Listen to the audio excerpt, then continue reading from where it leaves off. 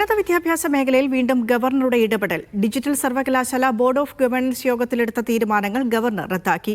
കാലാവധി കഴിഞ്ഞ ചെയർമാൻ യോഗം വിളിച്ചെന്ന് ചൂണ്ടിക്കാണിച്ചാണ് ഗവർണറുടെ നടപടി. സർവകലാശാലകളിലെ ഗവർണറുടെ ആരോപണങ്ങൾ പരിശോധിക്കുമെന്നായിരുന്നു മുഖ്യമന്ത്രി വി ഡി സതീശന്റെ മറുപടി. ഉന്നത വിദ്യാഭ്യാസ മേഖലയിൽ ചാൻസലർ എന്ന നിലയിലുള്ള അധികാരങ്ങൾ കൂടുതൽ ശക്തമാക്കി പ്രയോഗിക്കുകയാണ് ഗവർണർ. MG സർവകലാശാലയിലെ വൈസ് ചാൻസലർ നിയമനത്തിലും സെനറ്റ് നാമനിർദ്ദേശത്തിനും പിന്നാലെ ഡിജിറ്റൽ സർവകലാശാലയിലാണ് അടുത്ത നീക്കം. മെയ് 29 ചേർന്ന ബോർഡ് ഓഫ് ഗവർണേഴ്സ് യോഗം ചാൻസലർ ഇടപെട്ട് റദ്ദാക്കി. യോഗം വിളിച്ച board of governors chairman Vijay ചന്ദ്രുവിന്റെ കാലാവധി കഴിഞ്ഞത് കാരണം ചൂണ്ടിക്കാട്ടിയാണ് നടപടി.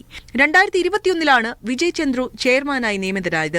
സർവകലാശാല ചട്ടപ്രകാരം 3 വർഷം കാലാവധിയെന്നും 2024 സ്ഥാനം ഒഴിയേണ്ടതുമാണെന്നാണ് ലോക്ഭവന്റെ നിലപാട്. സേവ് യൂണിവേഴ്സിറ്റി നൽകിയ പരാതി കണക്കിലെടുത്താണ് ഗവർണറുടെ നടപടി. യോഗ നടപടികൾ സംബന്ധിച്ച എല്ലാ ഫയലുകളും ലോക്ഭവനിൽ എത്തിക്കാനും വൈസ് ചാൻസലർക്ക് ഗവർണർ നിർദ്ദേശം നൽകി. ഇടത് സർക്കാരിന്റെ കാലത്ത് നിയമിച്ച സജി ഗോപിനാഥാണ് ഡിജിറ്റൽ സർവകലാശാല VC. ഗവർണറുടെ ഇടപെടലുകൾ സംബന്ധിച്ച ചോദ്യത്തിന് LDF സർക്കാരിനെ വിമർശിച്ചുകൊണ്ടാണ് മുഖ്യമന്ത്രിയുടെ പ്രതികരണം. യൂണിവേഴ്സിറ്റികളിലെ നിയമിക്കാൻ തുടങ്ങിയത് എന്ന് നിയമിക്കാൻ തുടങ്ങിയതാ? എത്ര വൈസ് ചാൻസലർമാരുടെ പ്രശ്നങ്ങളുണ്ടായി? ഇതൊരു പുതിയ കാര്യമല്ലല്ലോ. പാനൽ ആരാ കൊടുക്കേണ്ടിയിരുന്നത്? കഴിഞ്ഞ സർക്കാരാണ് കൊടുക്കേണ്ടിയിരുന്നത്, പാനൽ കൊടുക്കേണ്ടിയിരുന്നത്. ഗവർണറുടെ ഇടപെടലുകൾക്കെതിരെ വീണ്ടും സംസ്ഥാന വ്യാപക പ്രതിഷേധം ആരംഭിക്കാനാണ് SFI ഉൾപ്പെടെയുള്ള ഇടത് വിദ്യാർത്ഥി സംഘടനകളുടെ തീരുമാനം. KSU പ്രതിഷേധത്തിന് ആലോചന നടത്തുന്നുണ്ട്. മീഡിയ 1 തിരുവനന്തപുരം.